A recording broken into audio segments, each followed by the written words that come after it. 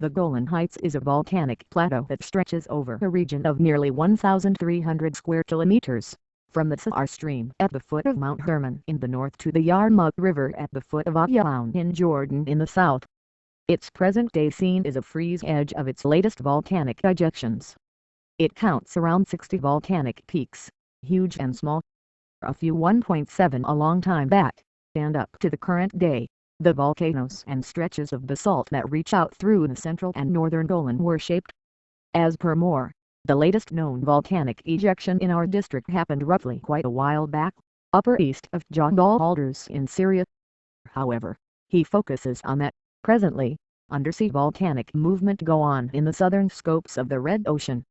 The locale's volcanoes are lethargic, for the present. The latest emission occurred around quite a while back. However, the leftovers are still there, as its ongoing scene. Investigating this set of experiences makes for a stunning visit. To all the more likely familiarize myself with it, I went on an outing along the volcanic path in the Golan. I made note of around 10 stops. Toward the finish of the visit, I was seeing the Golan Heights and something else altogether. The Avital Volcanic Park was laid out in the eastern piece of Mount Avital, east of Kibbutz Ein Zivan, on the site of a now idle quarry.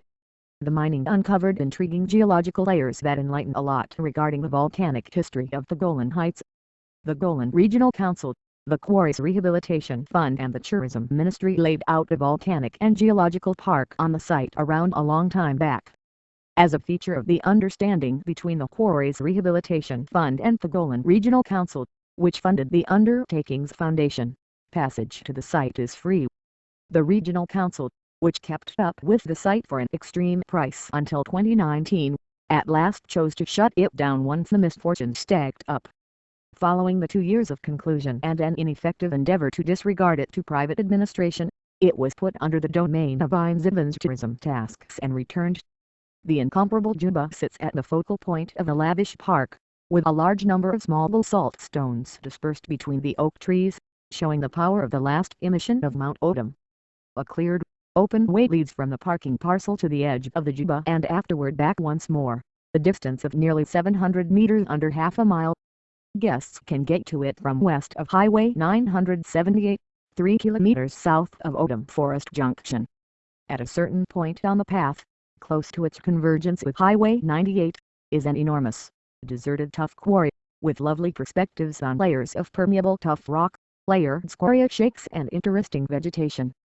While the site is referenced in several distributions on the Golan's volcanic course, there is no signage to make sense of these geological fortunes.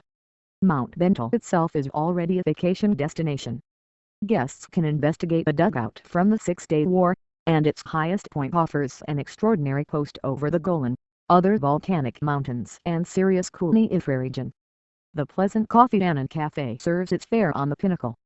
Close to the Druze towns of Masadeh and Majdal Jokes is Lake Slam. Normal insight has long held that the pool is a volcanic pit, a logical suspicion, considering that it closely resembles one. Yet, more mind-boggling theories have been brought up as of late. Today, the common hypothesis is that the lake was framed around quite a while back, when magma made contact with the district's groundwater. The contemporary design of the pool was molded by strong volcanic ejections, and a ring of tuff clearly conformed to it during a fleeting series of emissions.